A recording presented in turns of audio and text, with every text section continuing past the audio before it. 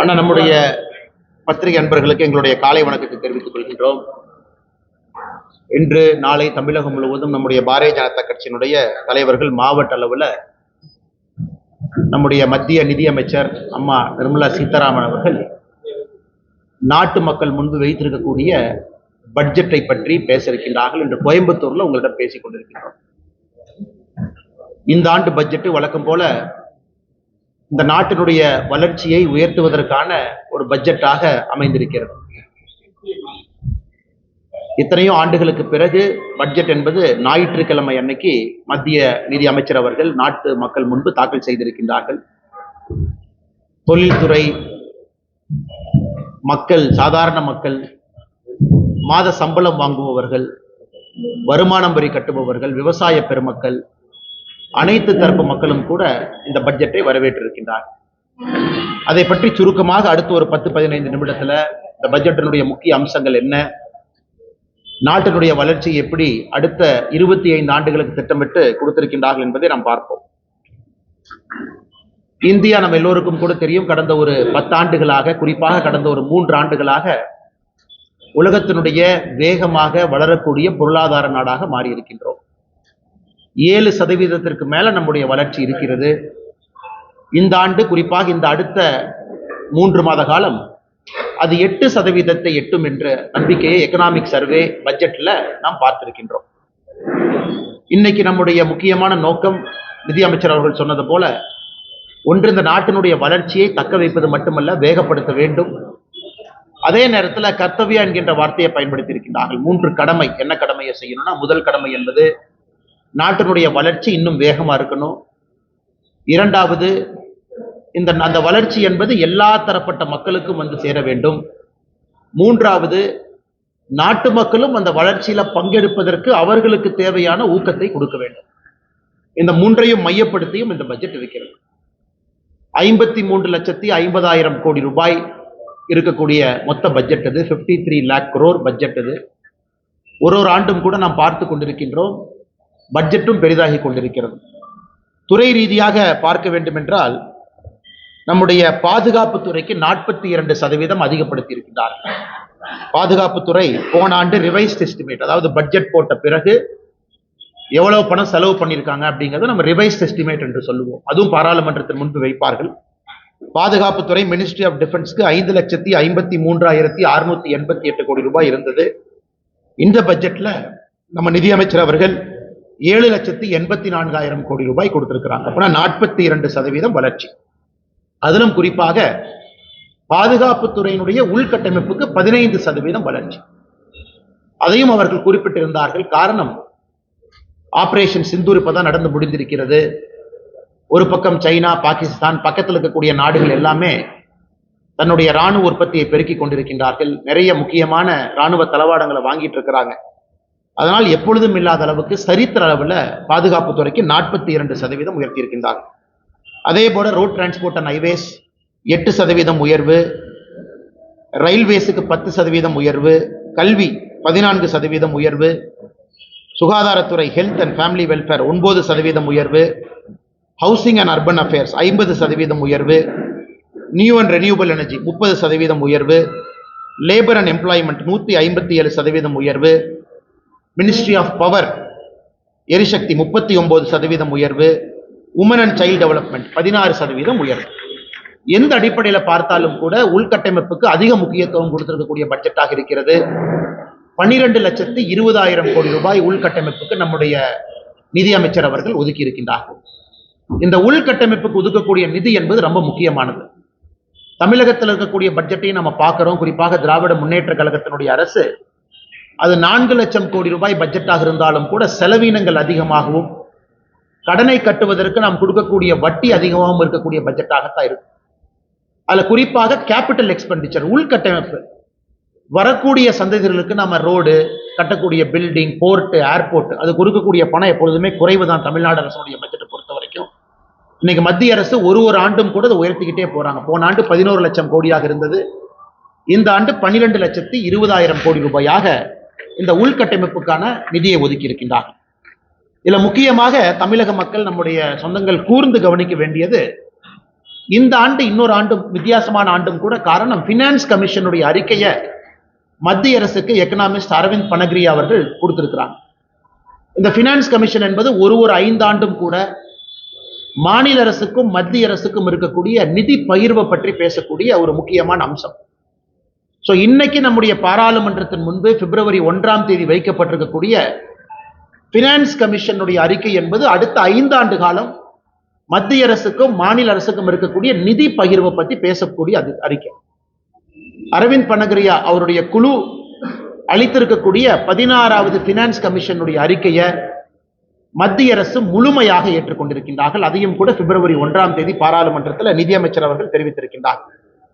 இந்த 16வது பினான்ஸ் கமிஷன்ல என்ன முக்கியமான அம்சம்னாங்க, டிவிசபிள் டாக்ஸ் பூல், அதாவது மாநிலத்தில் நாம் எல்லோருமே கட்டக்கூடிய வரி, அது இன்கம் டாக்ஸாக இருக்கட்டும், மாநிலத்திலிருந்து போகக்கூடிய எல்லா வரியாக இருக்கட்டும், அதை மத்திய அரசு அந்த பூலை எப்படி டிவைட் பண்ணி ஒரு மாநிலத்துக்கு கொடுக்கறாங்க அப்படிங்கிறதா டிவிசபிள் டாக்ஸ் பூல்.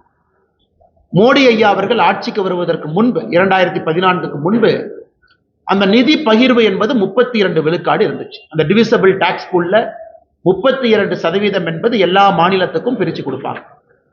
அது மோடி ஐயா அவர்கள் வந்த பிறகு 15th finance commission, 14th finance commission, 15th finance commission, 2 கமிஷன்லும் கூட கடந்த 10 ஆண்டு காலமாக அது 41+1 42 விழுக்காடாக உயர்ந்திருக்கிறது.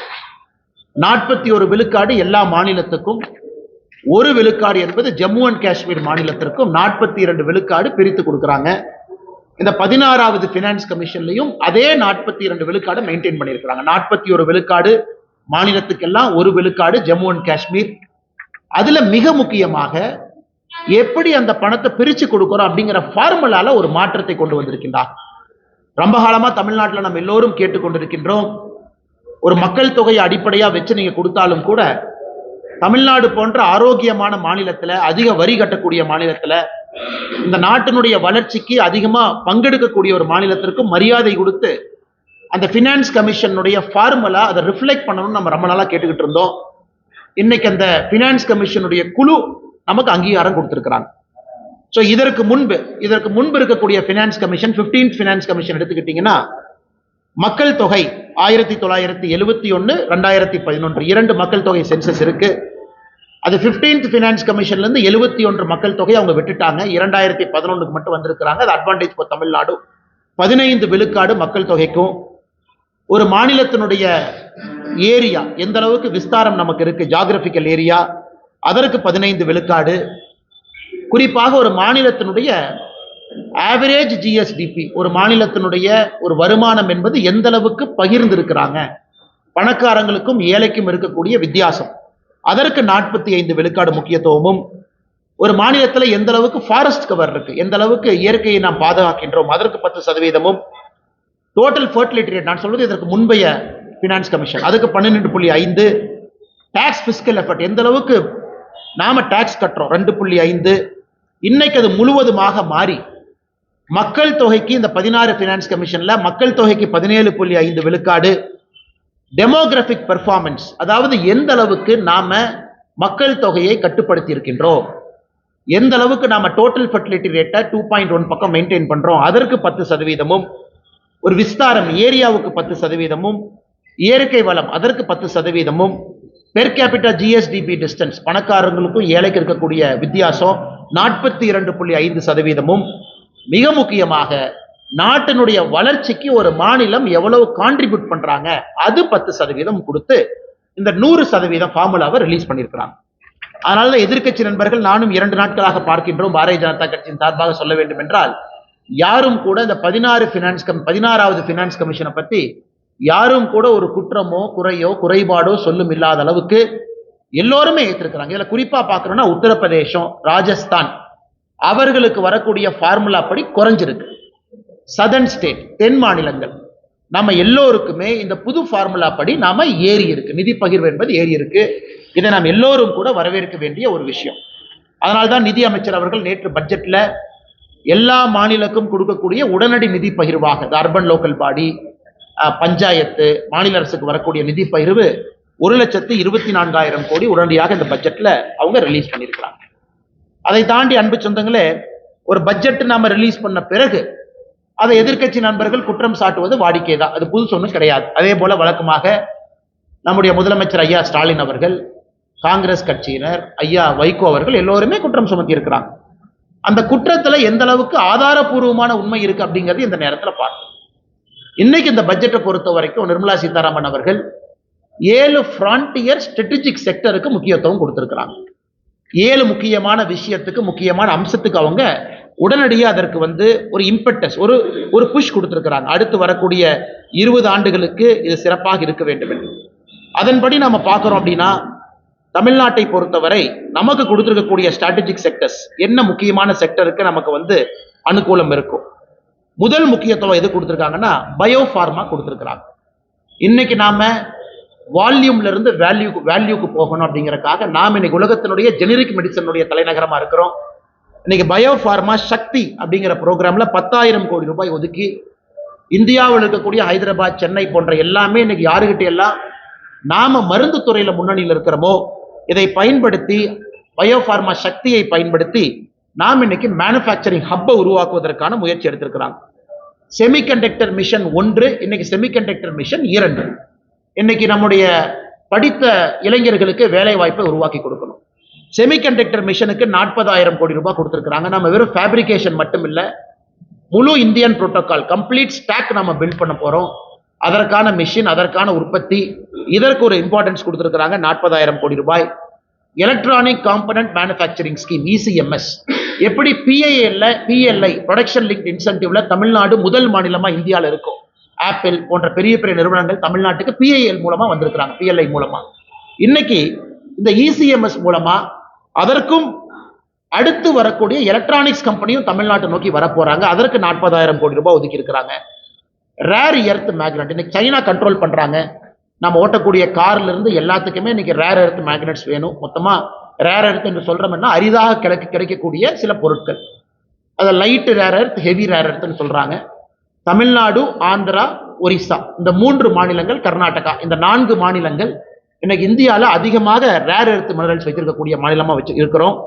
நமக்கு செப்பரேட்டா ஒரு காரிடார் அமைச்சு கொடுத்திருக்கிறாங்க. இதுல rare earth corridor, promotion, production எல்லாமே அதிகமா செய்ய வேண்டும் என்று. கெமிக்கல் கூட நம்ம இம்போர்ட் தான் அதிகமா பண்றோம்.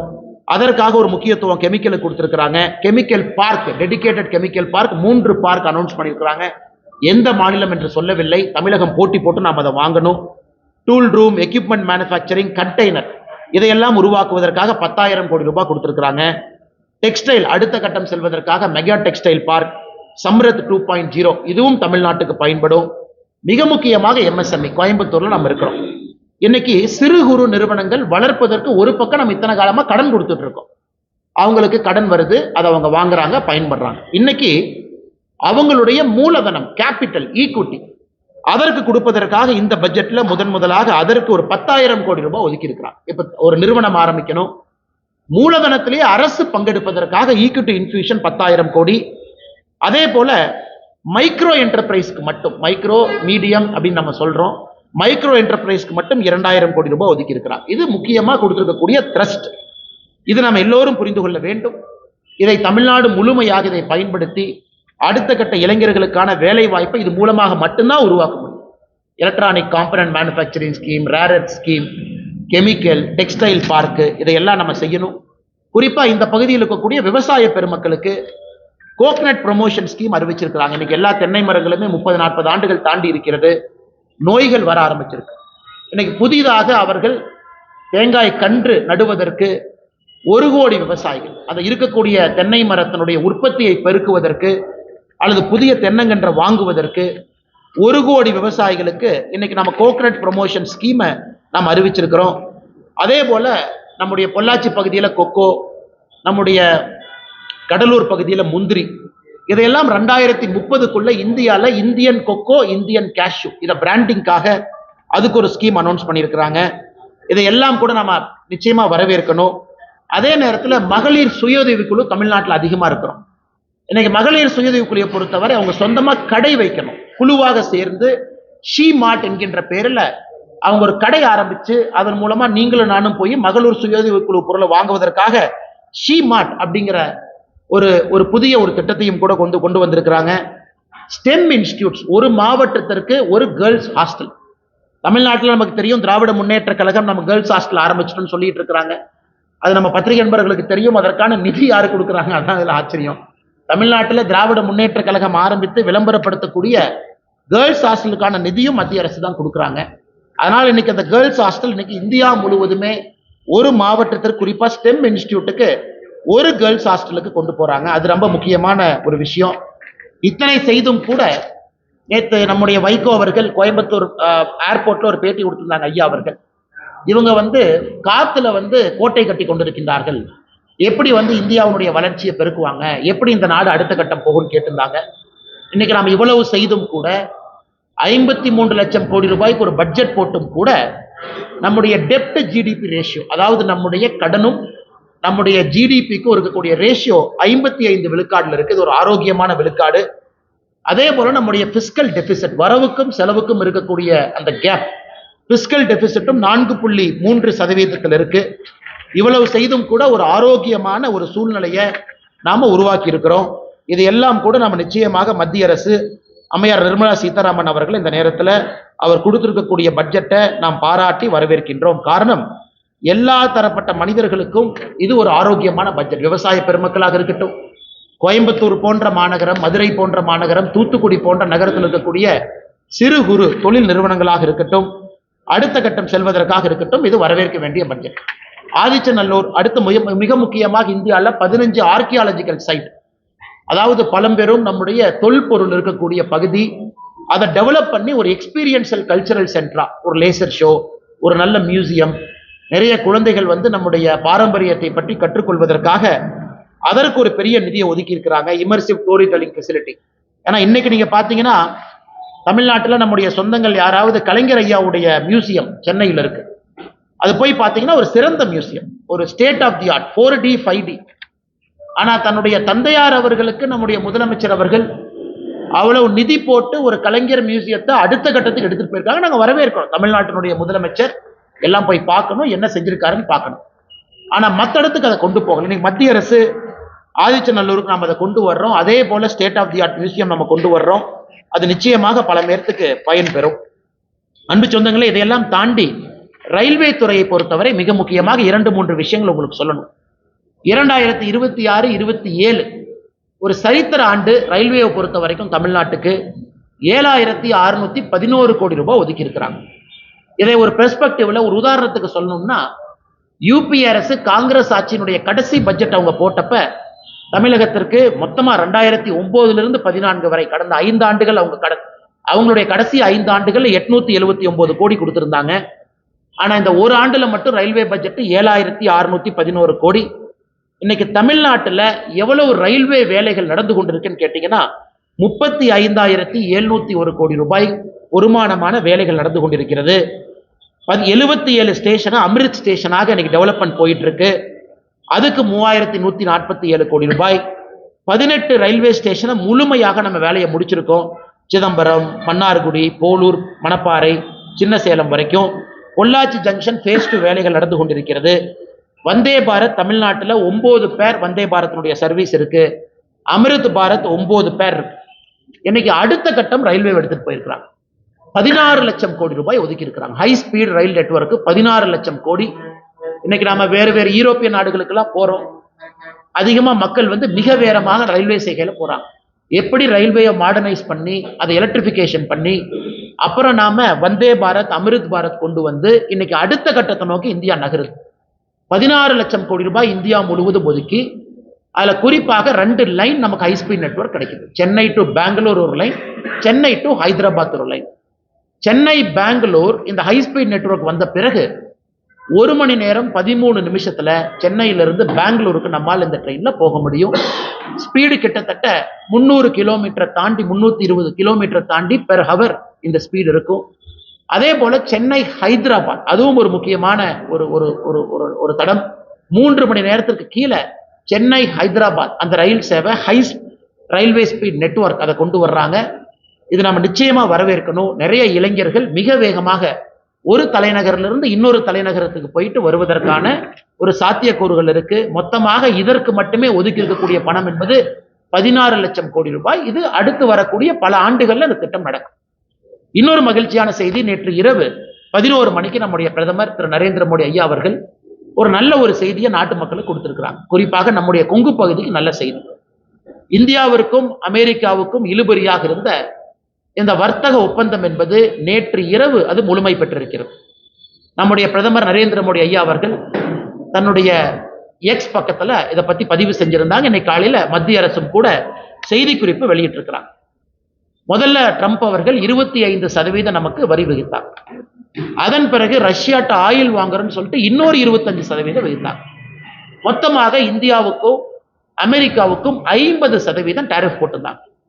நேற்று பேச்சுவார்த்தைக்கு பிறகு இந்தியாவுக்கும் அமெரிக்காவுக்கும் வரி விதிப்பு என்பது 18% டாரிஃபுக்கு வந்திருக்கு. ஸோ 18% டாரிஃப் இந்தியாவுக்கும் அமெரிக்காவுக்கும்.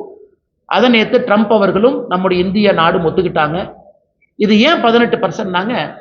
இன்னைக்கு அமெரிக்கா விதிச்சிருக்கக்கூடிய வரி விதிப்பு அக்ராஸ் த வேர்ல்டு பார்த்தீங்கன்னா எல்லா நாடுகளுமே 18% மேலதான் இருக்கிறாங்க. வியட்நாம் 18% மேல, சைனா இன்னும் டீல் அவங்க கன்க்ளூட் பண்ணல.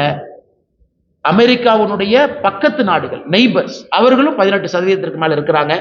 சில நாடுகளுக்கு ட்ரம்ப் அவர்கள் 18% கொடுத்திருக்கிறாங்க. இன்னைக்கு இந்தியாவுக்கும் அவர்கள் 18% கொடுத்திருப்பது நம்முடைய தொழில்துறை மத்தியில் இருந்து அன்சர்டனிட்டி இன்னைக்கு போயிருச்சு. இது குறிப்பாக திருப்பூர் பகுதி, ஈரோடு பகுதி, கரூர் பகுதியில் எக்ஸ்போர்ட் செய்யக்கூடியவங்க, ஹோம் டெக்ஸ்டைல் நிறைய விஷயங்கள் செய்யக்கூடியவங்க, பனியன் செய்யக்கூடியவங்க ஒரு அன்சர்டனிட்டி இருந்துச்சு கடந்த 3 மாத காலமாக. செய்வோமா மாட்டோமான்னு. இன்னைக்கு அது 18% அது வந்திருக்கு. அதனால் நிச்சயமாக இது வரவேற்க வேண்டிய ஒரு விஷயம். அதே நேரத்தில் ட்ரம்ப் அவர்கள் ஆயிலை பத்தி எல்லாம் பேசியிருக்காங்க. அதுக்குள்ள நான் போக விரும்பல. அதிகாரப்பூர்வமாக நம்முடைய இந்திய அரசு என்ன சொல்றாங்களோ அதை மட்டும்தான் நீங்க என்னால் பகிர முடியும். ஆனால் நிச்சயமாக 18% டாரிஃப் என்பது இந்த சூழ்நிலையில வரவேற்கப்பட வேண்டிய ஒன்று. இன்னைக்கு இந்தியா உலகத்தினுடைய மைய ஒரு நாடாக மாறிக்கொண்டிருக்கிறது. இப்பதான் ஐரோப்பிய யூனியன் நாடுகள் 22 நாடுகளோடு ஒரு வர்த்தக ஒப்பந்தத்தை நம்ம கொண்டு வந்திருக்கின்றோம். அது நண்பர்களுக்கு தெரியும். 2007 பேசி கொண்டிருக்கக்கூடிய வர்த்தக ஒப்பந்தம் அது 2013 சஸ்பெண்ட் ஆன ஒரு ஒப்பந்தம். அது 2019 மறுபடியும் ரீஸ்டார்ட் ஆன ஒரு ஒப்பந்தம். இன்னைக்கு 2026 நாம் அதை கன்க்ளூட் பண்ணியிருக்கிறோம். அதுவும் குறிப்பாக நம்முடைய கொங்கு பகுதிக்கு ஒரு மிகப்பெரிய ஒரு வாய்ப்பாக நாங்கள் பார்க்கின்றோம். மிகப்பெரிய வாய்ப்பாக பார்க்கின்றோம். தமிழகம் முழுவதுமே இன்னைக்கு தென் தமிழகத்துல நிறைய மேனுஃபேக்சரிங் யூனிட் போகுது. தூத்துக்குடி பகுதி, திருநெல்வேலி பகுதி, அவர்களும் முறையாக இதை இரண்டும் பயன்படுத்தும் பொழுது தமிழகத்தினுடைய வளர்ச்சி, குறிப்பாக தென் தமிழகத்தினுடைய வளர்ச்சி அடுத்த கட்டத்திற்கு இது போகும். அதனால் இது ஆரம்ப கமெண்ட்ஸ் உங்களுக்கு பட்ஜெட்டை பத்தி, குறிப்பா அமெரிக்க டாரிஃப் டீலை பத்தி நம்முடைய பத்திரிகை நண்பர்களுக்கு இருக்கக்கூடிய கேள்விகளுக்கு நாங்கள் பதில் சொல்றோம். எம்எஸ்எம்இ சம்பந்தமா அதாவது பிரைஸ் மானிட்டரிங் கமிட்டி வேணும்னு சொல்லி ரொம்ப காலமா கேட்டுட்டு இருக்கிறாங்க. 7 கோடி பேர் இந்தியாவில் இருக்கிறாங்க. ஆனா ஒரு 5-6 கம்பெனி, கார்பரேட் கம்பெனிக்கார மட்டும் தீர்மானிக்கிற ரா மெட்டீரியல் ரேட் தான் இருக்கு. ஸோ அப்படி இருக்கிற போது மானிட்டரிங் கமிட்டி வேணும்னு எம்எஸ்எம்இ கேட்கிற போது ஏன் அடுத்த பட்ஜெட்லயே அறிவிக்கல, இந்த பட்ஜெட்லயே அறிவிக்கல? ஆனா ஒரு பட்ஜெட்டை பொறுத்த வரைக்கும் எல்லா மக்களுக்கும் எல்லா விதமான எதிர்பார்ப்புகளும் இருப்பது நியாயமான எதிர்பார்ப்பு தான். எல்லோருக்குமே எல்லாம் வேண்டும் என்று நினைக்கக்கூடிய நியாயமான எதிர்பார்ப்பு தான். இப்போ ஒரு பக்கம் நம்முடைய அரசு கடந்த 12 ஆண்டுகளாக பார்க்கும் பொழுது சப்ளை செயினை நம்ம டைவர்சிஃபை பண்றோம், எல்லா பக்கம் எடுத்துட்டு போறோம். அதுவும் குறிப்பாக சகோதரருக்கு தெரியும், 12,20,000 கோடி ரூபாய் உள்கட்டமைப்பு நம்ம சொல்லியிருக்கோம். அதுல 7 லட்சம் கோடி ரூபாய்க்கு மேல அது எம்எஸ்எம்இ இருந்து தான் அது வாங்க போறாங்க. அதனால எம்எஸ்எம்இயை பொறுத்தவரை ஹிஸ்டாரிக்கலி அதிக எம்எஸ்எம்இ இருக்கிறாங்க. இன்னைக்கும் 10,000 கோடி ரூபாய் ஈக்விட்டி இன்ஃபியூஷன், மைக்ரோ என்டர்பிரைஸ்க்கு 2,000 கோடி ரூபாய் ஏற்கனவே சொன்னதுதான். அதனால இன்னைக்கு பிரைஸ் மானிட்டரிங் கமிட்டி, அதுக்கு ஒரு பக்கம் competition commission of India CCI இருக்கு, அவங்க கொலூட் ஆகுறாங்களா அப்படின்னு பாக்குறாங்க. இன்னைக்கு எல்லா நாட்டிலையுமே காலகட்டத்தில் டாடா ஒரு காலத்துல, பிர்லா ஒரு காலத்துல, ரிலையன்ஸ் ஒரு காலத்துல, அதானி ஒரு காலத்துல, எல்லாமே பெரிய பெரிய நிறுவனங்கள் இருப்பது வாடிக்கை தான். ஆனா இன்னைக்கு அதையும் தாண்டி சிறு குறு நிறுவனங்கள் வளர வேண்டும் என்பதற்காகத்தான் இவ்வளவு நோக்கம். இந்த 10,000 கோடி ரூபாய் ஒதுக்கிறது, 2,000 கோடி ரூபாய் ஒதுக்கிறது, அவர்களுக்கு தேவையான கடனை கொடுப்பது எல்லாமே சிறு குறு நிறுவனங்கள் வேகமாக வளரணும், அவங்க இடத்தை கெட்டியா பிடிச்சுக்கணும் அப்படின்னு. ஆனால் அவர் சொல்வது அநியாயமான கோரிக்கை என்று சொல்லல, அதற்கான காலரும் சூழமும் வரும் பொழுது, ஏன்னா நீங்க இன்னைக்கு சிறு குறு நிறுவனத்திற்கு பிரைஸ் மானிட்டரிங் கமிட்டி கொண்டு வரும் பொழுது அது பல விஷயத்தை பாதிக்கும். ஒரு பக்கம் நம்ம ஜிஎஸ்டி வச்சிருக்கோம், பல விஷயங்களை பாதிக்கும். இன்னொரு பக்கம் நிதி பகிர்மானம் இருக்கு, இன்னொரு பக்கம் பினான்ஸ் கமிஷனுடைய அறிக்கை இந்த ஆண்டு நாம ஏற்றிருக்கோம். அதனால் பொறுத்திருப்போம். ஒரு ஆண்டும் கூட ஒரு இம்ப்ரூவ்மெண்ட் வரும். அதே நேரத்தில் எம்எஸ்எம்இ எக்ஸ்பான்ஷனும், எம்எஸ்எம்இக்கு வரக்கூடிய சப்ளை செயின் டைவர்சிபிகேஷனும் நம்முடைய மத்திய அரசு திட்டமிட்டு அதை பெருக்கிக் கொண்டிருக்கின்றார்கள் என்கின்ற கருத்தை இந்த நேரத்தில் நான் பகிர்ந்து கொள்ள வேண்டும். 20,000 கோடி ஒதுக்கியிருக்காங்க. 20,000 10,000 கோடி ஒதுக்குறது தேவையை பூர்த்தி செய்யலாம். ஏற்கனவே மூலப்பொருள் விலை உயர்வு, மின்சார கட்டணம் உயர்வு, இது எல்லாத்தையும் நெருக்கடி இருக்கு. அவங்க 10,000 கோடி அந்த முறையை கண்காணித்து செயல்படுறதுக்கே சரியா இருக்கும். அவங்களுக்கான மானியமோ அவங்களுக்கான செயல்பாடு இருக்கிறது. ஆனா நம்ம எம்எஸ்எம்இக்கு கொடுக்கக்கூடிய கடன் என்பது எந்த விதத்திலும் கூட அது குறையல. அது வழக்கம் போல அது வந்துகிட்டே தான் இருக்கு. இந்த ஆண்டு நாம் கொடுத்திருப்பது 10,000 கோடி ரூபாய் ஈக்விட்டி இன்ஃபியூஷன். அதாவது நான் ஒரு கம்பெனி ஆரம்பிக்கிறேன், 100% என்னுடைய காசை போட்டு நான் ஆரம்பிக்கிறேன், அல்லது என்னால பணம் போட முடியலன்னா நான் 40% டெப்டா வாங்குறேன், பேங்க்ல போய் கடன் வாங்குறேன். இந்த பட்ஜெட்ல முதலாக நாம் சொல்லியிருப்பது 10,000 கோடி ரூபாயும் நீங்க போடக்கூடிய மூலதனத்துல மத்திய அரசு பங்கேற்கும் என்று சொல்லியிருக்கின்றோம். இது முதல் முறையாக ஈக்விட்டி இன்ஃபியூஷன், அதாவது கடன் கிடையாது, அவர்கள் போடக்கூடிய மூலதனத்துல அவர்களோடு மத்திய அரசு ஈக்விட்டி போடுது. இது அமெரிக்கால ட்ரம்ப் வந்த பிறகு கவர்மெண்டே ஒரு ஸ்டேக் எடுக்கிறாங்க. ஆனால் நிச்சயமாக இது முதல் முறை. மற்றபடி எம்எஸ்எம்இக்கு நம்ம கொடுக்கக்கூடிய சலுகைகள், எம்எஸ்எம்இக்கு கொடுக்கக்கூடிய புஷ், இந்த 12 லட்சம் கோடியில கூட 7 லட்சம் கோடி ரூபாய்க்கு மேல உள்கட்டமைப்பு எம்எஸ்எம்இ இருந்தா நம்ம அதை வாங்க போறோம். அது எப்பொழுதுமே எம்எஸ்எம்இயின் பக்கம் அரசு இருக்கு, அது எந்த மாற்று கருத்தும் இல்லை. அதே நேரத்தில் எலக்ட்ரிக் பில் போயிருச்சு. ஒரு பக்கம் மத்திய பிரதேசில் எம்எஸ்எம்இ இருக்கும் பொழுது ஒரு யூனிட் ₹1 கொடுக்குறாங்க. ஆனா தமிழகத்துல திராவிட முன்னேற்ற கழகத்தினுடைய ஆட்சியில ஒரு யூனிட் எவ்வளவு உங்களுக்கும் தெரியும், ₹5, ₹6, ₹7 போயிட்டே இருக்கு. ஆனா மாநில அரசும் குற்றம் சுமத்துவதை விட நாங்க என்ன செஞ்சிருக்கிறோம் அப்படின்னு மாநில அரசு யோசிக்கணும். நம்ம ஊர்ல எம்எஸ்எம்இ தலைநகராக தமிழ்நாடு இருந்துகிட்டு இருக்கணும்னா மாநில அரசு என்ன முக்கியத்துவம் கொடுத்திருக்கோம். ஆனால் நிச்சயமாக எம்எஸ்எம்இயை பொறுத்தவரை அடுத்த கட்டம் எடுத்து செல்வதற்கான பட்ஜெட்டாக மட்டும்தான் இந்த பட்ஜெட் அமைஞ்சிருக்கு. குறிப்பாக எம்எஸ்எம்இ நண்பர்களுக்கு இன்னொன்னு நம்ம சொல்லிக்கொள்ள விரும்புகிறோம். இந்தியா ஐரோப்பிய யூனியன் டீல் அது எம்எஸ்எம்இக்கு பெனிஃபிட் ஆகும். இந்தியா அமெரிக்கா டீல் எம்எஸ்எம்இக்கு பெனிஃபிட் ஆகும். நாம் வந்த பிறகு மத்திய நாடுகளோடு, குறிப்பாக மிடில் ஈஸ்ட் கண்ட்ரீஸோடு நம்ம டீல் போட்டிருக்கோம். கொரியா, ஜப்பானோடு நம்ம எக்கனாமிக் கோஆபரேஷன் அக்ரிமெண்ட் கொண்டு வந்திருக்கோம். கனடாவோடு கொண்டு வந்திருக்கிறோம். இது எல்லாமே இங்க இருக்கக்கூடிய எம்எஸ்எம்இ அடுத்த கட்டம் செல்லும் பொழுது மட்டும்தான் உங்களுக்கு பயன் கிடைக்கும். அதற்கான முயற்சியும் நம்முடைய அரசு எடுத்துக்கொண்டிருக்கிறது. நீங்க எம்எஸ்எம்இ வங்கி கடன் திருப்பி செலுத்துறதுக்கு 150 நாள் டியூரேஷன், அது 90 நாளா குறைச்சதுனால நிறைய இண்டஸ்ட்ரி பாதிக்கப்படுது. எம்எஸ்எம்இனுடைய சைக்கிளை நம்ம ரெடி பண்ணியிருக்கோம். அதாவது எம்எஸ்எம்இ கிட்ட இருந்து ஒரு பொருளை நான் வாங்குறேன், அந்த பொருளுக்கு நான் பணம் கொடுக்குறேன். அந்த பணம் கொடுக்கக்கூடிய சைக்கிள் இன்னைக்கு எம்எஸ்எம்இக்கு அட்வான்டேஜாகத்தான் மத்திய அரசு மாத்தி இருக்கு. கிரெடிட் சைக்கிள் நம்ம சொல்லுவோம். இன்னைக்கு நான் எம்எஸ்எம்இ போய் ஒரு பொருளை வாங்கிக்கிட்டு 3 மாசம் கழிச்சு பணம் கொடுக்கலாம், 4 மாசம் கழிச்சு பணம் கொடுக்கலாம். அந்த பணத்தை குறிப்பிட்ட காலகட்டத்துக்குள்ள நீங்க கொடுக்கணும். கொடுக்கலனா யாரு நான் பணம் கொடுக்கணுமோ எனக்கு அவங்க பெனால்டி போடுறாங்க. இது கண்டிப்பா எம்எஸ்எம்இ லாபம் தானே, இல்ல எந்த விதமான மாற்றமும் கிடையாது. அதே நேரத்தில் திரும்ப திரும்ப நான் கேட்பது, இந்தியா வளரும் பொழுது எம்எஸ்எம்இ வளரலின்னு யாரும் குற்றம் சுமத்த முடியாது. எம்எஸ்எம்இ ஒரு பக்கம் அதிகமாயிட்டு இருக்கிறாங்க. நாட்டினுடைய பொருளாதாரம் 7% மேல வளருது. அப்ப எந்த எம்எஸ்எம்இ வளரலின்னு யாரு சொல்றாங்க? போன வருஷத்தை விட இந்த வருஷம் டர்ன் ஓவர் அதிகம் தான். போன வருஷத்தை விட இந்த வருஷம் மார்க்கெட் பெருசாகிட்டு இருக்கு. அதான் உங்களுக்கு இத்தனை டீல் நான் சொல்றேன். அதனால இது எதிர்க்கட்சி நண்பர்கள் அவங்க எம்எஸ்எம்இக்கு என்ன பண்றாங்கன்னு தான் நான் குறிப்பிட்டு கேட்கிறேன். கரண்ட் விலையை குறைச்சிங்களா? எம்எஸ்எம்இக்கு ஒரு டாக்ஸ் சப்சிடி கொடுத்தீங்களா?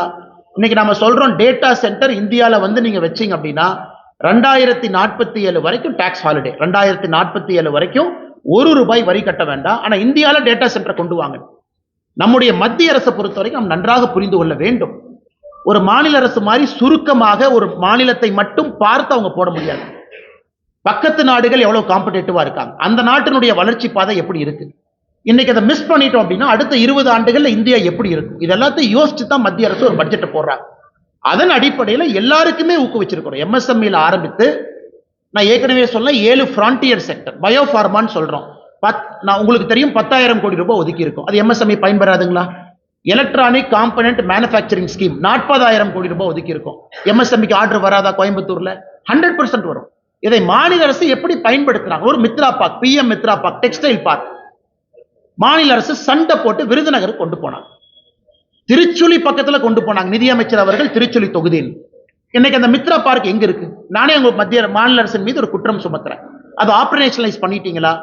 25,000 பேத்துக்கு அந்த வேலை வாய்ப்பை உருவாக்கி இருக்கணும். விருதுநகர் பக்கத்துல பண்ணிட்டீங்களா? இல்ல. போட்டி போட்டு எடுத்துட்டு போறீங்க. அடிக்கல் நாட்டுக்கே 1 வருஷம் எடுத்துக்கிறீங்க. இவ்வளவு காலம் தாழ்ந்த ஒரு விஷயத்தை நீங்க செஞ்சீங்கன்னா இன்னைக்கு 3 கொடுக்குறாங்க. கெமிக்கல் ஃபெசிலிட்டி 3 ஹப் கொடுக்குறாங்க. அதையும் பிளக் அண்ட் பிளே மாடல் போட்டி போட்டு தான் வாங்கணும். எப்படி பிஎம் மித்ரா பார்க்க போட்டி போட்டு மத்திய அரசு கிட்ட சேலஞ்ச் மாடல்ல வாங்கணுமோ, இன்னைக்கு இந்த 3 கெமிக்கல் ஹப்பை கொடுக்குறாங்க, அதையும் போட்டி போட்டு வாங்கணும். அதற்கெல்லாம் இந்த மாநில அரசு தயாரா இருக்கிறாங்களா? இவ்வளவு பணம் வருது, இதையெல்லாம் முழுமையாக தமிழ்நாட்டினுடைய வளர்ச்சிக்கு பயன்படுத்துறாங்களா அப்படிங்கிற குற்றச்சாட்டையும் இந்த நேரத்தில் வைக்க வேண்டிய கடமையும் கட்டாயமும் எங்களுக்கு இருக்கு. நீங்க சொல்றீங்க மின்சாரம் சம்பந்தமா சொன்னீங்க, அடுத்து உங்கள்கிட்ட வரேன். மின்சாரம் சம்பந்தமா சொன்னீங்க, ₹1 மத்த மாநிலத்துல கரண்ட் கொடுக்குறாங்க, அவங்க இன்னும் தொழில வளர்ச்சி அடையல, நம்ம தமிழ்நாடு வளர்ச்சி அடைஞ்சிட்டு இருக்கு. அப்படிங்கிறப்ப அந்த டிஃபரன்சியேஷன் நீங்க எப்படி? அண்ணா, நீங்க தமிழ்நாட்டினுடைய பட்ஜெட் 4 லட்சம் கோடி ரூபாய்க்கு போடக்கூடிய பட்ஜெட்டை பாருங்க. நான் நண்பர்கிட்ட கேட்கக்கூடிய ஒரே ஒரு கேள்வி, உள்கட்டமைப்புக்கு தமிழ்நாடு அரசு எவ்வளவு கொடுத்திருக்கிறாங்க சதவீதம் அடிப்படையில்? இன்னைக்கு நாம 53 லட்சம் கோடி பட்ஜெட்ல 12 லட்சம் கோடி உள்கட்டமைப்பு கொடுத்திருக்கோம். ஆல்மோஸ்ட் இன்னைக்கு நாம 25% தாண்டி போயிட்டு இருக்கோம். நல்லா யோசிச்சு பாருங்க, 25% தாண்டி உள்கட்டமைப்பு மட்டுமே அந்த பணத்தை போடுறோம். ஆமா, இந்திய அரசும் கடன் வாங்கி இருக்கு, இந்திய அரசும் வட்டி கட்டணும், அதையும் செஞ்சாகணும். பென்ஷன் கொடுக்கணும், அதையும் செஞ்சாகணும். ஒரு டிபார்ட்மெண்ட்டுக்கும் பணம் கொடுக்கணும், அதையும் செய்யணும். இன்னைக்கு தமிழ்நாடு அரசை பொறுத்தவரை இன்னைக்கு தமிழ்நாடு அரசு போடக்கூடிய பட்ஜெட் உள்கட்டமைப்பு கிடையாது. கடன் வாங்கி 10 லட்சம் கோடி வாங்கியாச்சு. ஒரு ஆண்டும் கட்ட வேண்டிய தொகை அதிகம், கட்ட வேண்டிய வட்டி அதிகம். ஏன்னா தமிழ்நாடு பட்ஜெட்டை பத்தி நான் பேசல, இதை தமிழ்நாடு பட்ஜெட் போட்ட பிறகு நம்ம பிரஸ் மீட்ல தெளிவா பேசுவாங்கன்னா. அப்ப எந்த விதமான கரண்ட் சப்சிடி கொடுக்கலாமே, ஏன் கொடுக்க மாட்டாங்க? அவ்வளவு சப்சிடி கொடுக்கக்கூடிய தமிழ்நாடு அரசு தொழில்துறை வளரும், அதன் மூலமா 4 பேர்த்துக்கு வேலை கிடைக்கும், கொடுக்கலாமே, ஏன் கொடுக்க மாட்டாங்க? மத்திய அரசு, மத்திய பிரதேஷ், உத்தரப்பிரதேச பத்தி நம்ம பேசுறோம். அவங்க ₹1 கொடுக்குறாங்க, கரெக்ட். இங்கிருந்து எத்தனை பேர் போறாங்க? எத்தனை பேர் இங்கிருந்து புதுசா எக்ஸ்பான்ஷன் அங்க போறாங்க? எத்தனை பேர் தமிழ்நாட்டில இருந்து குஜராத்துக்கு போய் செமிகண்டக்டர் யூனிட் போட்டிருக்கிறாங்க? அதையெல்லாம் ஏன் இங்க பண்ணல? அதே போல இவர்கள் நடத்துவது வெறும் காட்சி பொருள் மட்டும்தான். 4 பேர் உட்கார்ந்துக்கிறாங்க, வந்தாங்கிறாங்க. 3 நாள் கழிச்சு அதே கம்பெனி இன்னைக்கு ஆந்திராக்கு போகுது. விசாகப்பட்டினம் உலகத்தினுடைய டேட்டா சென்டரா மாறிட்டு இருக்கு. ஏன் அது சென்னை மாறி இருக்கக்கூடாது? கூகுள் ஏன் விசாகப்பட்டினம் போச்சு, ஏன் அது சென்னையில் இருக்கக்கூடாது? அதனால் பட்ஜெட் என்பது எல்லா மாநிலத்திற்கும் பொதுவாக ஒரு ஆப்பர்ச்சுனிட்டி கொடுத்திருக்கிறாங்க. அதுவும் இன்னைக்கு பினான்ஸ் கமிஷனை பத்தி முதலமைச்சர் ஒரு பாராட்டுனாவது கொடுத்திருக்கணும்ல. 16வது பினான்ஸ் கமிஷன் இன்னைக்கு இவ்வளவு விஷயங்கள் நாங்க கேட்டோம். நானும் கேட்டேன், நீங்களும் கேட்டீங்க, போன வருஷம் முதலமைச்சரும் கேட்டார். அதாவது நல்லா பெர்ஃபார்ம் பண்ணக்கூடிய மாநிலத்துக்கு மரியாதை கொடுத்திருக்கிறாங்க. உத்தரப்பிரதேசனுடைய நிதி பகிர்வு குறைச்சிருக்கிறாங்க, ராஜஸ்தானுடைய நிதி பகிர்வு குறைச்சிருக்கிறாங்க. அதை பாராட்டி ஒரு அறிக்கை வந்துச்சா? இல்ல, மத்திய அரசு எல்லாருக்கும் பொதுப்படையா இருக்கிறாங்க, அடுத்த 5 ஆண்டு காலம் நிதி பகிர்வு 2026 இருந்து 31 வரைக்கும் பாருங்க, சதர்ன் ஸ்டேட்ஸுக்கு இம்ப்ரூவ் பண்ணிருக்காங்க, 10% 10% கான்ட்ரிபியூஷன் டு ஜிடிபி கொடுத்திருக்காங்க. எதுவுமே இல்லை, வெறும் குற்றம் மட்டுமே, காலையிலிருந்து இரவு வரை குற்றம் மட்டுமே சுமத்திக்கிட்டு இருந்தா எப்படி? அந்த பக்கம் ஆந்திர பிரதேச பாருங்க, எப்படி அவர் சந்திரபாபு நாயுடு எப்படி அருமையா பேசி அவர் மாநிலத்துக்கான வேலையை வாங்கிக்கிறாங்க. அதனால்தான் எங்களுக்கு நம்பிக்கை இருக்கிறது, 2026 ஏப்ரலுக்கு பிறகு வரக்கூடிய தேசிய ஜனநாயக கூட்டணி நம்முடைய அரசு அடுத்த 5 ஆண்டு காலம் மத்திய அரசினுடைய பலனை முழுமையாக பயன்படுத்தி தமிழ்நாடு அடுத்த கட்ட வளர்ச்சி பாதையில் எடுத்து செல்வார்கள் என்கின்ற முழு நம்பிக்கை நமக்கு.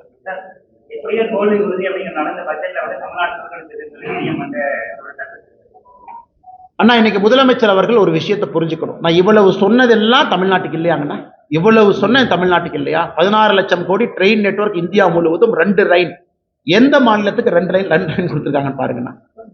2 லைன் கொடுத்துருக்கோம், முக்கியமா 2 லைன். இவ்வளவு பணங்கள் நான் சொல்லிக்கிட்டே வர்றேன். ஃப்ரான்டியர் செக்டர் இவ்வளவு பணம் கொடுத்துருக்கோம். இவ்வளவு கொடுத்த பிறகும் கூட தமிழ்நாட்டை வஞ்சிக்கிறாங்கன்னு முதலமைச்சர் சொன்னாங்கன்னா ஒரு அரசியல் மட்டும்தானே செய்யறாங்க. ஆனால் இன்னைக்கு முதலமைச்சர் அவர்கள் கடைசி ஒரு 60 நாட்கள் அவங்க ஆட்சியில் இருக்கிறாங்க. என்ன வேணாலும் சொல்லட்டும், மக்கள் பார்க்கிறாங்க. மக்கள் இந்திய நாட்டினுடைய வளர்ச்சியும் அதுல தமிழகம் அந்த அளவுக்கு வளர்ந்திருக்கா அப்படின்னு அவங்க பார்க்கறாங்க. இன்னைக்கு ஒரு பக்கம் டிஆர்பி ராஜா அவர்கள் சொல்றாங்க, எங்களுடைய போட்டி மற்ற மாநிலங்கள் கிடையாது, ஐரோப்பிய நாடுகளோட போட்டி போடுறோங்கிறார்.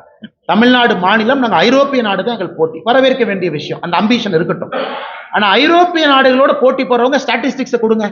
எந்த ஐரோப்பிய நாடுக்கு பக்கத்துல, அதாவது வளர்ந்த ஐரோப்பிய நாடுக்கு பக்கத்துல வந்திருக்கிறீங்க? எந்த அளவுக்கு அடுத்த கட்ட வேலை வாய்ப்பை உருவாக்கி இருக்கிறீங்க? எதுவுமே இல்லை.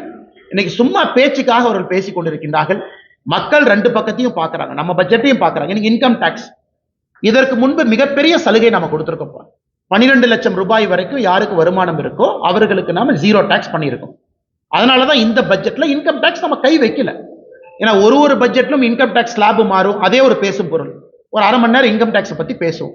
இந்த வருஷம் இன்கம் டாக்ஸ் ஏன் பேசும் பொருள் இல்லை என்றால், மத்திய அரசு இதற்கு முன்பு இன்கம் டாக்ஸ்னுடைய ஸ்லாபை ரீஜெக்ட் பண்ணியிருக்கிறாங்க. புதிய இன்கம் டாக்ஸ் ஆக்ட் இன்னும் எளிமையான ஆக்ட் 1 ஏப்ரல் 2026 இருந்து நடைமுறைக்கு வருது. இது எல்லாம் கூட ஆரோக்கியமான விஷயம். அதை நான் பேசல. ஏன்னாங்கன்னா இந்த பட்ஜெட்ல அது இல்லை, இதற்கு முன்பே நாம் அதை செஞ்சிட்டோம். ஆனா முதலமைச்சர் அவர்கள் எதை பத்தியும் பேசாம தமிழ்நாட்டிற்கு வரி பகிர்வு அதிகம் அதுவும் பேசல. வெறும் ஒரே ஒரு ஸ்டேட்மெண்ட்டை கொடுக்குறாங்க, சென்னை சென்னை சென்னை, தமிழ்நாடு தமிழ்நாடுன்னு பேர் எங்கேயுமே இல்லை அந்த பட்ஜெட்ல, அதனால வஞ்சிச்சிருக்காங்க. அப்படிங்கிறத எப்படி ஏற்றுக்கொள்ள முடியும்? 5 மாநில எலெக்ஷனுக்கு போறாங்க. வெஸ்ட் பெங்கால் போறாங்க. வெஸ்ட் பெங்கால்ங்கிற வார்த்தை எவ்வளவு பயன்படுத்தி இருக்கிறோம்னா, ஒரு டிரான்ஸ்போர்ட் காரிடார் ஒன்று இருக்கு, ஒரு ஹைஸ்பீட் நெட்வொர்க் சிலிகுரியிலிருந்து வாரணாசி இருக்கு. இப்ப அசாம் போகுது. எத்தனை முறை அசாமை பயன்படுத்தி இருக்கிறோம்? இதுக்கு பாண்டிச்சேரி போது பயன்படுத்தி இருக்கிறோமா, கேரளா போது பயன்படுத்தி இருக்கிறோமா? எல்லா மாநிலத்திற்கும் நல்ல ஒரு பட்ஜெட்டை கொடுத்திருக்கிறோம். தமிழ்நாடு முழுமையாக இதை பயன்படுத்திக் கொள்ள வேண்டும் என்கின்ற வேண்டுகோளை மாநில அரசுக்கு வைக்கின்றோம். பேரறிஞர் அண்ணா அவர்கள் மிக முக்கியமான தலைவர். 1967 ஆட்சிக்கு கிடைத்தது 2 ஆண்டுகளாக இருந்தாலும் கூட ஒரு கொள்கை பிடிப்பான தலைவர், அதில் எந்த மாற்று கருத்து இல்லை. அவர் திராவிட கழகத்திலிருந்து டிஎம்கே எவ்வளவு பேலன்ஸ் பண்ணி போனாரு. ஒரு கடவுள் மறுப்பு கொள்கையிலிருந்து ஒன்றே குலம் ஒருவனே தேவன் என்கின்ற அடிப்படையில் எல்லோரையும் அரவணைத்து போன ஒரு மனிதர். ஆனா இன்னைக்கு அண்ணாவுடைய ஆட்சிக்கும் டிஎம்கே ஆட்சிக்கு என்னங்க அண்ணா சம்பந்தம் தெரியாம நான் கேட்கிறேன். அண்ணாவுடைய குடும்பம் எங்க இருக்கிறாங்க யாருக்குமே தெரியாது. அண்ணாவுடைய பேர குழந்தைகள் எங்க இருக்கிறாங்க யாருக்குமே தெரியாது. இன்னைக்கு அதே அண்ணா ஆட்சியை நாங்க பின்பற்றோம்னா இது எப்படி இருக்குனாங்கன்னா, அந்த மாடு மேல காக்கா உட்காரும், நல்ல பசுமாட்டு மேல காக்கா உட்காரும்.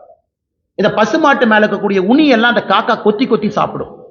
அந்த மாதிரி அண்ணா என்கின்ற நல்ல பசுமாடு மேல உட்கார்ந்து இருக்கக்கூடிய காக்காவாகத்தான் இன்னைக்கு டிஎம்கேவுடைய ஆட்சி இருக்கு. மக்களை பிடுங்கி சாப்பிடக்கூடிய ஆட்சியாக. அண்ணாவுடைய குடும்பம் எந்த அரசியல் பக்கமே வரல. இவருடைய தந்தையார், அதன் பிறகு இவருடைய மகன், இன்னைக்கு இவருடைய பேர எல்லாமே அண்ணாவுடைய வழியை நாங்க பின்பற்றோம்னு சொன்னா எப்படி ஏத்துக்க முடியும்? யார் ஏத்துக்குவாங்க? அண்ணா இதுல கரப்ஷன் இருந்துச்சு 65 இருந்து 67 இல்ல, இன்னைக்கு கரப்ஷன் இருக்கு. அண்ணா அவர்கள் காலத்துல இவ்வளவு மக்கள் ஒரு சித்தாந்தத்தையே வெறுக்கக்கூடிய அளவுல இன்னைக்கு எப்படி ஆச்சுனாங்கன்னா, டிஎம்கே மேல இருக்கக்கூடிய வெறுப்பு திராவிட சித்தாந்த வெறுப்பாக மாறி இருக்கிறது. நல்ல அரசியலை கூர்ந்து கவனிச்சோம் அப்படின்னா, எனக்கு திராவிட முன்னேற்ற கழக ஆட்சியின் மீது இருக்கக்கூடிய வெறுப்பு திராவிட சித்தாந்தத்தின் மீது இருக்கக்கூடிய வெறுப்பாக அது மாறி இருக்கு. அதெல்லாம் அந்த எலெக்ஷன்ல தெரியுங்கன்னா, ஓட்டில் நீங்க பார்க்கும்போது தெரியும். எந்த சம்பந்தம் இல்லை, சும்மா பிறந்த நாளைக்கு உங்க அண்ணாவை நினைச்சுக்கலாம், பேரறிஞர் அண்ணாவுக்கு மாலை போடலாம், ஒரு 4 நல்ல விஷயத்த சொல்லலாம். ஒரு டிஎம்கே மினிஸ்டரை கூப்பிட்டு ரூமை சாத்திட்டு கையில் ஒரு பேப்பரை கொடுத்து அண்ணாவை பத்தி 10 லைன் எழுதுனா யாருக்கு எழுத தெரியாது. நீங்க ரூமை சாத்திட்டு ஒரு டிஎம்கே மினிஸ்டர் உள்ள உட்கார வச்சுட்டு பேப்பர் பேனாவை கொடுத்து அண்ணாவை பத்தி 10 எழுதுங்க அப்படின்னு. அந்த 10ல எத்தனை நீங்க ஃபாலோ பண்றீங்க? இன்னைக்கு வேணா பரிச்சை வச்சு பாருங்க, யாருக்குமே தெரியாது. ஆனா அண்ணா அண்ணா அண்ணான்னு பிறந்த நாள் அன்னைக்கு, அவருடைய இறந்த நாள் அன்னைக்கு பேசுவது மட்டுமே வாடிக்கையா வச்சிருக்கிறாங்க. ஆனா எத்தனை துரோகிகள் இருந்தாலும் அப்படின்னு யாருக்குண்ணா? அண்ணா இன்னைக்கு முதலமைச்சர் அவர்கள் கொஞ்சம் எலெக்ஷன் டேட்டாவை கரெக்டா பாக்குறாருன்னா, இந்த லோக்சபா எலெக்ஷன் 2024 என்பது அவருக்கு ஒரு அறிகுறி தான். அவங்க ஜெயிச்சிருக்கலாம். ஏன்னா இந்த ஃபர்ஸ்ட் பாஸ்ட் போஸ்ட் மாடல்ல ஜெயிச்சிருக்கலாம். அது 50%, 53% இருந்த வாக்கு அன்னைக்கே அது 46, 47 வந்துருச்சு. இன்னைக்கு ஒரு இணக்கம் இல்லாத ஒரு கூட்டணி, முதலமைச்சர் அப்படியே டெல்லிக்கு யாரோ தூதுவர் அனுப்புறாரு. அவங்களுக்குள்ள என்ன டீல் எனக்கு தெரியல. ராகுல் காந்தி அவங்களுக்கும் ஸ்டாலின் அவங்களுக்கும் ஏதோ அஸ்ஸாம்ல தேர்தல் நடக்குதுங்கிறாங்க, காங்கிரஸ்க்கு ஃபண்ட் இல்லைங்கிறாங்க, அதை பத்தி நான் போக விரும்பலைங்கன்னா, ஒரு ஆட்சி டிஎம்கே இருக்கு, யாருக்கு ஃபண்டு கொடுக்குறாங்க அதெல்லாம் அதை பத்தி நான் பேச விரும்பலைங்கன்னா ஏதோ ஒரு டீலை போட்டுக்கிட்டாங்க.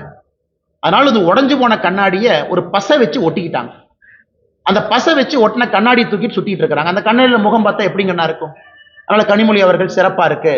ஒரு காங்கிரஸினுடைய மாநில தலைவர் எப்படின்னா, ஒரு கட்சியிலிருந்து ஒருத்தரை சஸ்பெண்ட் பண்ண முடியாத அளவுக்கு ஒரு காங்கிரஸினுடைய தமிழகத்தினுடைய மாநில தலைவர் சுத்திட்டு இருக்காரு. ஏங்க உங்க கட்சிக்கு எதிராக ஒருத்தர் பண்ணாரு, உங்க கட்சிக்கு எதிராக திரு விஜய் அவர்களை போய் சந்திச்சு ஆக்ஷன் எடுத்தீங்களா? டெல்லிக்கு எழுதிட்டேன். இதுதான் தமிழ்நாட்டுக்கு வேண்டாம். ஒரு சஸ்பெண்ட் பண்றதுக்கு கூட டெல்லிக்கு போகணுமா? ஒரு சஸ்பெண்ட் பண்றதுக்கு கூட அது மல்லிகார்ஜுன கார்கே அவங்க பார்க்கணுமா? அப்படி இருக்கக்கூடிய காங்கிரஸ் கட்சியை தான் நாங்க அடிமை கட்சின்னு சொல்றோம். எதுக்கு அடிமை கட்சினா, ஒரு கட்சியில் இருக்கக்கூடிய ஒரு தொண்டனை கூட சஸ்பெண்ட் பண்ண முடியல, அதுக்கும் டெல்லிக்கு போகணும்னா என்ன கூட்டணி வச்சிருக்கிறாங்க? எப்படி அந்த கூட்டணி விளங்கும்? எப்படி அந்த கூட்டணி ஜெயிக்கும்? எப்படி அந்த கூட்டணிக்கு மக்கள் ஓட்டு போட போறாங்க?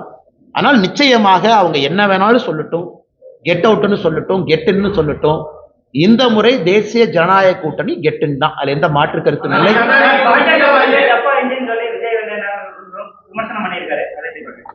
ஓட்டை இன்ஜின் டப்பா அண்ணா நான் பெரும்பாலும் அப்படின்னு யார் சொன்னாங்கன்னா ஓகே அண்ணா, நான் விஜய் அவர்களை பொறுத்தவரை நான் என்னோட கமெண்ட் எப்பவுமே மாறலைங்கன்னா, அரசியலுக்கு வந்திருக்கிறாரு, வரவேற்கிறோம், மக்கள் முன்னாடி இருக்கட்டும், அவர் எல்லாம் பேசட்டும், இவிஎம் மிஷின் பதில் சொல்லும். ஆனா விஜய் அவர்கிட்ட இன்ஜின் இருக்கான்னு எனக்கு தெரியலையே. அட்லீஸ்ட் எங்ககிட்ட இன்ஜின் இருக்கு, டபுள் இன்ஜின் இருக்கு. விஜய் அவங்க இன்ஜினையே நம்ம பார்க்கலையே. அது இன்ஜின் இருக்கா, இல்ல கார்பரேட்டர் இருக்கா, அந்த இன்ஜினை ஸ்டார்ட் பண்ற ஆள் இருக்கா, அந்த இன்ஜின் வந்து ஒரு சேசியில மாட்டுவாங்களான்னு. வண்டி இல்ல, சேசி இல்ல, இன்ஜின் இல்ல, அதுக்குள்ள போடுற பெட்ரோல் இல்ல, டீசல் இல்ல. ஆனா இன்னைக்கு விஜய் அவர்கள் தமிழ்நாட்டில் ஒரு அரசியல் கட்சி இன்ஜினை பத்தி பேசக்கூடாதுன்னா அது திரு விஜய் அவர்கள் இன்ஜினை பத்தி பேசக்கூடாது. ஒருவேளை 234 தொகுதியில கேண்டிடேட் போடுறாரு, ஒத்துக்கிற இன்ஜின் இருக்கு. 234 கேண்டிடேட்டும் மக்கள் ஏத்துக்கிறாங்க, அதுக்கு போடுற பெட்ரோல் இருக்கு. விஜய் வெளியே வந்து வீதி வீதியாக தெரு தெருவாக பிரச்சாரம் பண்றாரு, சேசி இருக்கு. மக்கள் ஓட்டு போட்டு ஒரு நல்ல சதவீதம் வர்றாரு, அந்த வண்டி ஓடுது. இன்ஜினே இல்ல, சேசி இல்ல, பெட்ரோல் இல்ல, டீசல் இல்ல. அவங்கெல்லாம் இன்னைக்கு பாரதிய ஜனதா கட்சியை பார்த்து டப்பா இன்ஜின், இந்த இன்ஜின்ங்கிறாங்க. அடுத்து திரு ஸ்டாலின் அவர்கள் சொன்னது எனக்கு டிஎம்கே எப்படின்னாங்கன்னா, ஐயா அந்த எல்லாம் ஓடி போயிட்டாங்கன்னா, அந்த ஸ்கூல் ஹாஸ்டல்ல, காலேஜ் ஹாஸ்டல்ல பாத்ரூம்ல போய் சில பேர் கிறுக்குவாங்க. இந்த கறிக்கட்டை எடுத்துட்டு போய் பாத்ரூம்ல கிறுக்குவாங்க. நம்மள இந்த பப்ளிக் பாத்ரூம் போனா கறிக்கட்டையில கிறுக்குவாங்க. இன்னைக்கு அந்த மாதிரி கிறுக்கக்கூடிய கட்சியாக திமுக மாறி இருக்கு. போஸ்டர் ஒட்டுறானுங்க, ஏமா ஒட்டுறானே தெரியாது. இந்த பாத்ரூம்ல கிறுக்கிறவன் அசிங்கமா இந்த காலையில் 2 மணிக்கு போய் இந்த பொது கழிப்பிடத்துல முகத்தை மூடிட்டு போய் கறிக்கட்டையில் எழுதிட்டு வருவான். இன்னைக்கு திமுக கார டப்பா இன்ஜின் ஒட்டுறானா, காலையில முகத்தை மூடிட்டு போய் ஒட்டிட்டு வர்றான். ஏன்னா உனக்கே தெரியும் நீ ஒட்டுறதே ஒரு நான்சென்ஸ். தமிழ்நாடு மக்கள் அதை ஏத்துக்க மாட்டாங்கன்னு தெரியும். அதனால இவங்க சும்மா போய் போஸ்ட் ஒட்டுட்டோம். நேத்து பார்த்தேன், சென்னையில வந்து இந்த பட்ஜெட்ல தமிழ்நாட்டுக்கு அல்வா கொடுத்துட்டாங்கன்னு. ஒரு அல்வா வாங்கி கொடுத்தது எப்படி இருந்துச்சுன்னா, டிஎம்கே ஆட்சி 5 வருஷம் முடிஞ்சு தமிழ்நாட்டு மக்களுக்கு அல்வா கொடுத்ததாகத்தான் நான் பார்த்தேன். சென்னை முழுவதுமே ஒரு கையில் ஒரு போஸ்டர் வச்சுக்கிட்டு அல்வாவை கொண்டே வீடு வீடா கொடுத்துக்கிட்டு இருந்தாங்க. அதனால முதலமைச்சர் அவர்கள் கஷ்டப்பட்டாரா, அப்படி இப்படின்னு பண்ணார். ஆனா ஒண்ணுமே கிரவுண்ட் லெவல்ல ரிஃப்ளெக்ட் ஆகல. சட்டம் ஒழுங்கு தறிகெட்டு போயிருக்கு. இதெல்லாம் இன்னும் ஒரு 50-60 நாள் தானா, நீங்களும் பார்க்க போறீங்க, நாங்களும் பார்க்க போறோம். தமிழ்நாட்டுல அமைந்தது பாஜக தலைமையிலான கூட்டணி தான் அப்படின்னு சொல்லிட்டு ஒரு 6 மாதத்துக்கு நீங்க பேரே சொல்லாம அதே வந்து விஜய் வந்து சொல்லியிருக்காரு அப்படிங்கிறப்பாரு அந்த அமைப்பு தான் இருக்கா தமிழ்நாட்டுல. ஆனா ஒரு விஷயத்தை புரிஞ்சுக்கணுங்க, நாங்க எல்லாமே ஒரு கட்சியினுடைய தொண்டர்கள். விருப்பு வெறுப்பு இருந்தாலும் கூட எங்களுடைய தலைவர்கள் முடிவு செய்த பிறகு நாங்கெல்லாம் களத்துல பாடுபடுறோம். தமிழகத்தில் இருப்பது அனைத்து இந்திய அண்ணா திராவிட முன்னேற்ற கழகம் தலைமையிலான தேசிய ஜனநாயக கூட்டணி. இந்த எலெக்ஷனுக்கு போறோம். இதற்கு முந்தைய முதலமைச்சர், இன்றைய முதலமைச்சருடைய வேட்பாளராக இருக்கக்கூடிய அண்ணன் எடப்பாடி பழனிசாமி அவர்கள் தலைமையில நாங்க போற காலத்துக்கு இதை நம்முடைய தலைவர்கள் எல்லாம் முடிவு பண்ணிட்டாங்க. எதுக்கு பிரச்சாரம் நடந்தாச்சு, கீழே எங்க தொண்டர்கள் வீதி வீதியாக தெரு தெருவாக வேலை பார்க்கறாங்க. இன்னைக்கு விஜய் அவர்கள் எப்படின்னாங்கன்னா, நான் ஏற்கனவே சொன்னேன்னா அவரை சும்மா நான் தேவையில்லாம ஒரு குற்றம் சுமத்த விரும்பல, அரசியலுக்கு வந்திருக்கிறாங்க, பண்ணட்டும். ஆனா இன்னைக்கு பேசும் பொழுது அவருக்கு என்னன்னா, மக்கள் கைத்தட்டணும், விசில் அடிக்கணும், அவங்க வந்து ஏதாச்சும் ஆரவாரமா பேசணும். அதற்காகத்தான் விஜய் அவர்களுடைய பேச்சு இருந்ததாகத்தான் நான் பார்க்கிறேன். அது ரொம்ப சப்ஸ்டன்ஸா மக்களை சிந்திக்க வைக்கிற அளவுக்கு, எதற்காக நான் இத்தனை கட்சிகளை தாண்டி உங்களுக்கு ஓட்டு போடணும், உங்க பாலிசி என்ன, உங்க ப்ரோக்ராம் என்ன, நீங்க தமிழ்நாட்டுக்கு என்ன செய்ய இதுவரைக்கும் செய்யாத என்ன செய்ய போறீங்க அப்படிங்கிறத நான் பார்க்கலீங்கன்னா. ஸோ விசிலுக்காக, ஒரு கைத்தட்டலுக்காகத்தான் விஜய் அவர்கள் பேசினாங்க. அதுலதான் அந்த கூட்டணியை பத்தி பேசினதாக மட்டும்தான் நான் பார்க்கிறேன். அதுல ஒரு சப்ஸ்டன்ஸும் ஒரு டெப்த்தும் தமிழ்நாட்டு மக்களை சிந்திக்கக்கூடிய விதத்தில் இருந்ததா நான் பார்க்கல. அதனால அதை அப்படியே கடந்து நாம போயிடலாம். எல்லோருக்குமே தெரியும், 4 பேர் 4 சொல்லத்தான் செய்வாங்க. அதை பற்றி எங்களுக்கு கவலை இல்லை. சமமான கல்வி, டாஸ்மாக் எதிர்ப்பு, இந்த தேர்தல் அதுல முக்கியத்துவம் வருமா பாஜக தேர்தல் அறிக்கையில? அண்ணா, இன்னைக்கு எங்களுடைய முன்னாள் மாநில தலைவர், முன்னாள் ஆளுநர் அக்கா தமிழிசை அவர்கள் தமிழ்நாடு முழுவதுமே இன்னைக்கு சுற்றுப்பயணம் செய்ய இருக்கிறாங்க. அந்த குழுவோடு மக்களுடைய எண்ணங்களை பிரதிபலிக்கக்கூடிய வகையில வண்டிகள் இன்னைக்கு எல்லா மாவட்டத்துக்கு போயிருக்கு. அதுல மக்கள் இன்னைக்கு அந்த பெட்டியில போட போறாங்க, என்ன வேணும். நாங்கள் உறுதியாக இருக்கின்றோம், ஒரு ஆரோக்கியமான தமிழ்நாட்டை எடுத்துட்டு போகணும். அதே நேரத்துல இன்னைக்கு அனைத்து இந்திய அண்ணா திராவிட முன்னேற்ற கழகம் அவங்க ஒரு தேர்தல் அறிக்கையை கொண்டு வர போறாங்க, பாரதிய ஜனதா கட்சியினுடைய தேர்தல் அறிக்கை. இது சம்பந்தப்பட்ட தலைவர்கள் கலந்து பேசி அதை வெளியே கொண்டு வரணும். அது என்னுடைய இலாக்கா இல்லை, என்னுடைய சப்ஜெக்ட் இல்லை. நான் இன்னைக்கு பேசுறது பட்ஜெட்டை பத்திங்கன்னா, அந்த இலாக்கா அந்த சப்ஜெக்ட் பேசுறதுக்கு நயினார் அண்ணன் இருக்கிறாங்க, தமிழிசை அக்கா இருக்கிறாங்க. அதனால் அவர்கள் பதில் சொல்வார்கள். இது எப்படிப்பட்ட, எனக்கு ஒரு தனிப்பட்ட முறையில் ஒரு கனவு இருக்கு. கட்சியின் அடிப்படையில் ஒரு தனிப்பட்ட மனிதனுடைய கனவெல்லாம் கட்சியினுடைய அறிக்கையில் வருவதற்கான சாத்தியக்கூறுகள் இருக்காது, இருப்பதற்கான வாய்ப்பும் இல்லை நடைமுறை அரசியல்ல. ஆனால் 2026 தேர்தல் அறிக்கையை பொறுத்தவரை ஒரு கட்சி அலையன்ஸை லீட் பண்றாங்க, மற்ற கட்சிகள் தேர்தல் அறிக்கையை தயாரிக்கும் பொழுது பிரச்சனை இல்லாத அளவுக்கு அந்த அறிக்கை இருக்கணும். அதெல்லாம் பக்குவப்பட்ட தலைவர்கள் இருக்கிறாங்க, அதை அவர்கள் முறையாக கொண்டு வருவாங்க. அந்த சம்பந்தப்பட்ட தலைவர்கள்ட்ட நீங்கள் அந்த கேள்வியை கேட்குமாறு அன்போடு கேட்டுக்கொள்ளுங்க. இன்னைக்கு வந்து அந்த கேள்வியை ராகுல் காந்தி அவர் எஸ்கேப் ஆயிட்டாரு, அமித்ஷா எஸ்கேப் ஆயிட்டாங்க, சைனா பத்தி எதுக்காக புஸ்தகம் ஒரு ஸ்டேட்மெண்ட் கொடுத்தாங்க. ஆனா நேற்று நம்முடைய மாண்புமிகு எதிர்க்கட்சி தலைவர் ஐயா ராகுல் காந்தி அவர்கள் பாராளுமன்றத்துல ஒரு சர்ச்சைக்குரிய பேசியிருக்கிறாங்க. என்ன பேசியிருக்காங்கன்னா, நம்முடைய இதற்கு முன்பு ஆர்மியினுடைய சீஃபாக இருந்த ஜெனரல் நாரான்வே அவர்கள் ஒரு புத்தகத்துல எழுதியிருந்தாங்க, 2020 சைனாவுடைய இன்ஃபென்ட்ரி பிரிகேட் அவங்க மூவ் பண்ணி லடாக் நோக்கி வரும் பொழுது நான் இவங்களுக்கு போன் பண்ணேன், அவங்களுக்கு போன் பண்ணேன். ஸோ ராகுல் காந்தி அவர்கள் பாராளுமன்றத்தில் ஒரு எதிர்க்கட்சி தலைவராக பேசும் பொழுது ஜெனரல் நரான்வே அதை பத்தி சொல்லியிருக்கணும், ஒரு புத்தகம் இருந்திருக்கணும். அதற்கு அமித்ஷாஜி அவர்கள், நம்முடைய உள்துறை அமைச்சர் அவர்கள் பாராளுமன்றத்திலே பதில் கொடுத்தாங்க, அந்த மாதிரி புத்தகமே இல்லை, அந்த மாதிரி அவங்க எழுதவே இல்லை, அந்த மாதிரி நரான்வே எங்கேயும் சொல்லவே இல்லை. இது ஏதோ ஒரு மேகசின்ல யாரோ எழுதுனதை எப்படி வந்து எதிர்க்கட்சி தலைவர் ஒரு புத்தகம் நீங்க பேசலாம்?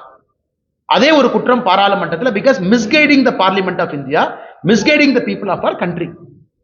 ஆனால் ராகுல் காந்தி அவர்கள் பாராளுமன்றத்தில் நேற்று பேசியது பச்சை பொய், அது எல்லாருக்குமே தெரியும். அது அன்சப்ஸ்டான்சியேட்டட் அன்வெரிஃபைடு அலிகேஷன். அது நாராயண்வே அவர்கள் சொல்லி இருந்தால் பதில் நாங்க சொல்றோம், இல்ல ஜெனரல் அவங்க பப்ளிஷ் பண்ணிருக்கக்கூடிய புக்ல அது இடம் பெற்றிருந்தால் அதற்கான பதிலை நம்முடைய அரசு கொடுப்பதற்கு கடமைப்பட்டிருக்கிறோம், கொடுக்கிறோம். ஆனா 1008 மேகசின்ல 10,000 பேர் எழுதுவாங்க, ஒரு மேகசின்ல வர்ற ஒரு கருத்தையும் நம்ம பதில் சொல்லிட்டு இருந்தா பாராளுமன்றத்தில் இது மட்டும்தான் நம்ம செய்யணும். ஆனால் மாண்புமிகு எதிர்க்கட்சி தலைவர் அவர்கள் நேற்றே பாராளுமன்றத்தில் நம்முடைய கட்சியை சார்ந்த மூத்த தலைவர்கள் அதற்கு பதிலடி கொடுத்தாங்க. நாட்டு மக்கள் முன்பு உண்மையும் வச்சிருக்கோம். இன்னைக்கு இவ்வளவு பேர் நாம் இருக்கோம். ராகுல் காந்தி அவர்கள் சொன்னது உண்மையா இருந்தா இன்னாரும் அந்த புக்கை நீங்க போட்டிருப்பீங்க, இன்னாரும் அந்த மேஜரை போய் நீங்க இன்டர்வியூ பண்ணிருப்பீங்க, இன்னாரும் அந்த மேஜர் ஜெனரல் இன்னாரும் நீங்க இவ்வளவு விஷயம் சொல்லியிருப்பீங்க. எதுவுமே இல்லை, ஒரு பச்சை பொய்ய பாராளுமன்றத்தில் சொல்றாங்க.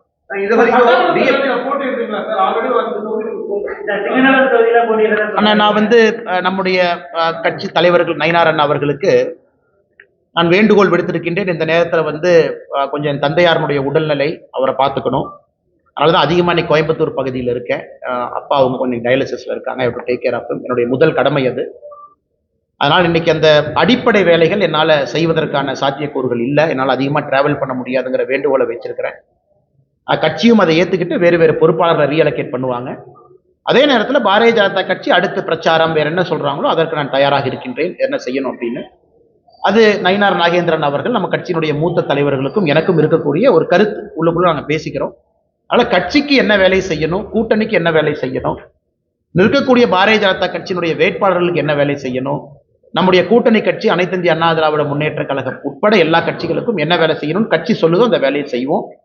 இப்போதைக்கு அதிகமாக டிராவல் பண்ண முடியாத சூழ்நிலை எனக்கு இருக்கு. அதனால் அதையும் கட்சி புரிஞ்சுக்கிட்டாங்க. சம்பந்தப்பட்ட நேரத்தில் என்ன வேலை, தேர்தல் நிற்பதா இல்லையா, இதெல்லாம் செய்யணுமான்னு கட்சி சொல்லட்டும்னா அதுக்கப்புறம் நான் பேசுறேன். சிங்கநல்லூர் தொகுதிக்கு வேறு ஒரு பொறுப்பாளரை அந்த கட்சியிலிருந்து நியமனம் பண்ணுவாங்கன்னா, வேறு ஒரு தலைவர் பண்ணுவாங்க. தமிழ்நாட்டினுடைய 6 இதுக்கும் பண்ணுவாங்க. ஆனா அதற்கான காலமும் சூழ்நிலையும் இன்னும் நிறைய இருக்கு. இன்னும் ஒரு 30-40 நாட்கள் இருக்கு. கட்சி என்ன சொல்லுது அப்படின்னு தெரிஞ்சுக்கிட்ட பிறகு உங்ககிட்ட நான் பேசுறேன்.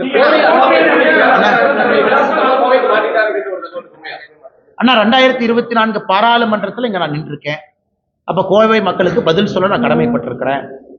மக்கள் வீட்டுக்கு ஒரு பெட்டிஷனோடு வந்தா இங்க நான் அவைலபிளா இருக்கணும். அவங்க இல்ல நீங்க அங்க வாங்க இங்க வாங்கன்னு சொல்லக்கூடாது. அதற்கு ஒரு வீடு இருக்கணும். 2010 என்னுடைய மாமனாருடைய வீடு இங்கிருந்து அடுத்த தெருவில் இருக்கு, அங்க தங்கிட்டு இருக்கேன். இன்னைக்கு நான் சொந்தமாக ஒரு வாடகை வீட்டில் தங்குறேன். மக்கள் பார்ப்பதற்கு ஒரு இடம் வேண்டும். அதனால விலாசம் அது எங்க இருக்கிறேன், சென்னையில் இருக்கேன், சென்னையும் போயிட்டு இருக்கேன், கட்சியினுடைய பணி. இன்னைக்கு அதிகமா இந்த பகுதியில் இருக்கேன். காரணம் தந்தையாருடைய உடல்நிலை காரணமாக.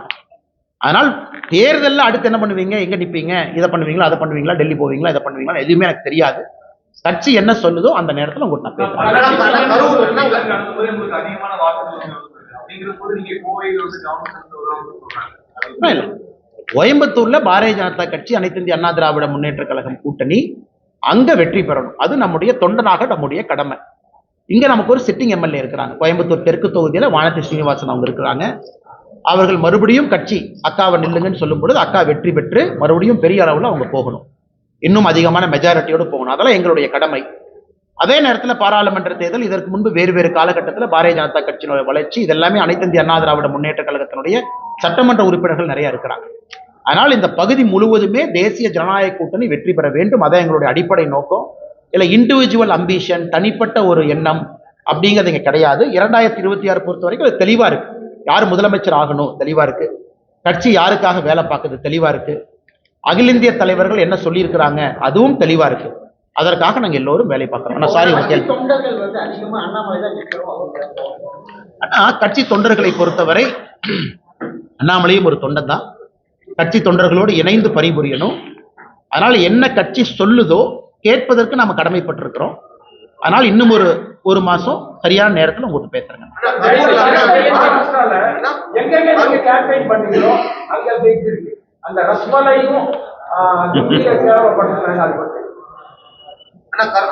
பேசுபவர்கள் பேசுவாங்கன்னா அரசியலை பொறுத்த வரைக்கும் நான் சில இடத்துல வந்து பதில் சொல்வதை விட மௌனம் காட்டுவது சரி அப்படிங்கிற முடிவுக்கு வந்துட்டேன். குறிப்பா அந்த மகாராஷ்டிராவுக்கு முன்பே இருந்து பேசுறவங்க பேசத்தான் செய்வாங்க.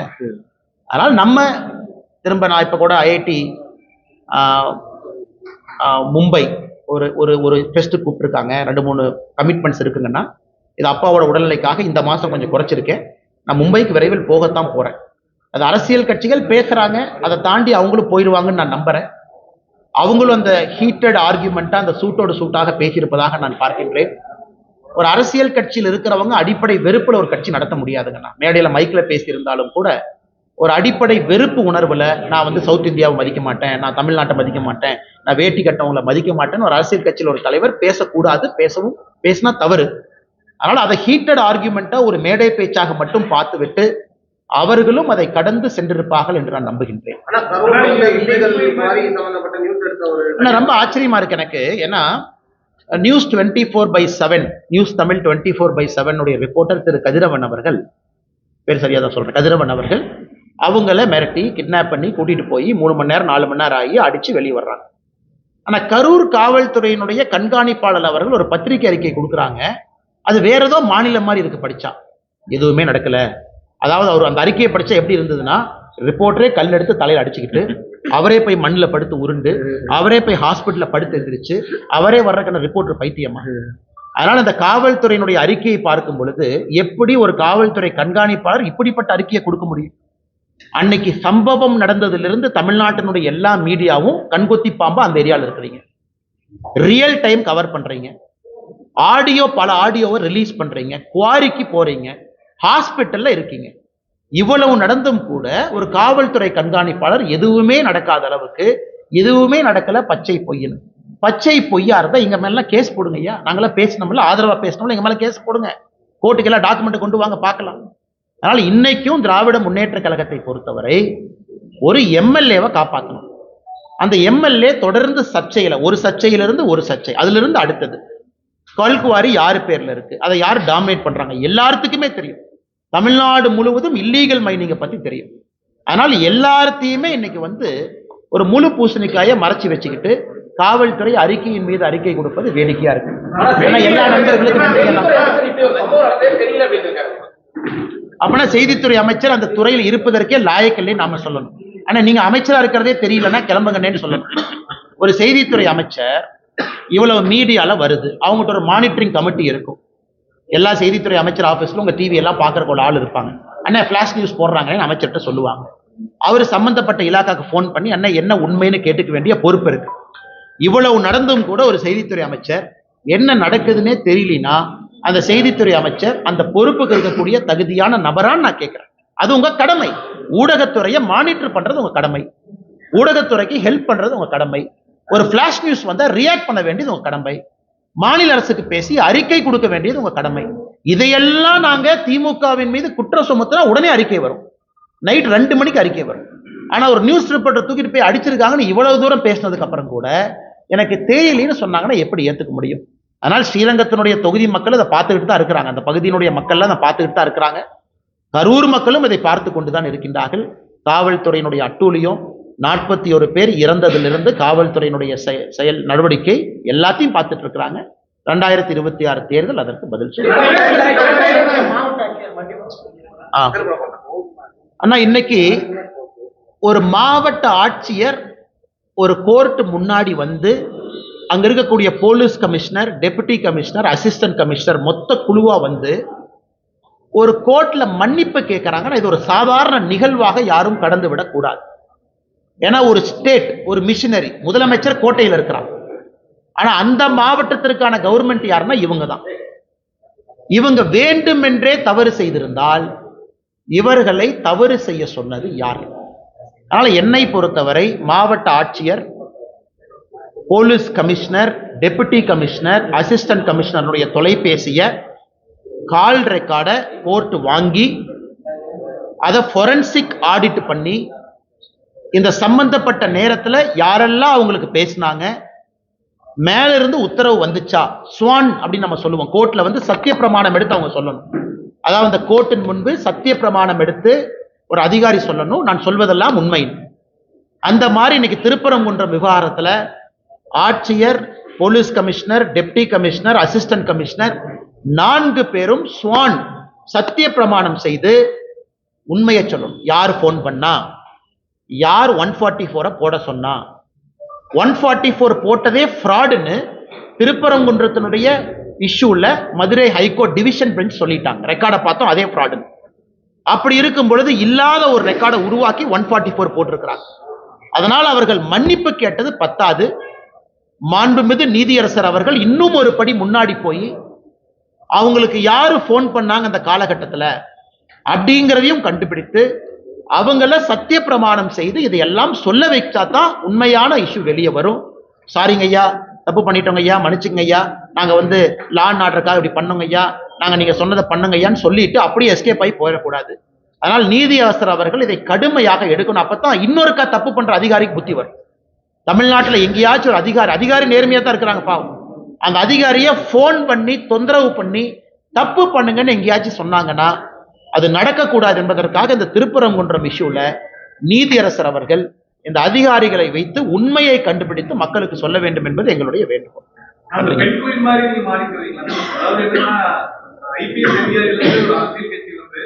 அரசியல் கட்சியில வந்து அதிகபட்சமே வந்து மக்கள் முன்னாடி போட்டிட்டு வெற்றி பெற்று மக்களுக்கு சேவை செய்யறதா? நான் வந்து கட்சி என்ன சொல்றதோ நான் செய்யறேன். அதே சமயம் வந்து அரசியல்ங்கிறது நீங்க முன்னாடியே பல இடத்துல சொல்லியிருக்கீங்க, ஐபிஎஸ் ஆக இருந்திருக்கலாம் அப்படிங்கிற மாதிரி. அப்படிலாம் நான் எங்கேயும் சொல்லிங்கன்னா நான் கேட்டதுக்காக நான் சொல்றேன். இப்ப ஏன் எல்லாம் பெண்குயின் பேசுறீங்க அப்படின்னா, அந்த ஒரு பெண்குயின் அது தனியாக அதனுடைய பாதையை தேர்ந்தெடுத்து அந்த பெண்குயின் தனியா போனதுனால இன்னைக்கு எல்லாருமே திடீர்னு அந்த ஒத்த பெண்குயினை பாக்குறாங்க. ஆனா அது வந்து 2017 வந்து அந்த டாக்குமெண்ட்ரி 8 வருஷமா அந்த பெண்குயின் எல்லாம் மறந்துட்டாங்க. இன்னைக்கு எல்லாரும் அந்த பெண்குயின், அந்த ஒத்த பெண்குயின் எங்கேயான்னு எல்லாம் கேட்கிறாங்க. ஆனா சில நேரத்தில் அந்த ஒத்த பெண்குயினாக இருப்பதும் தவறில்லை என்றுதான் நினைக்கின்றேன். நன்றிங்கண்ணா.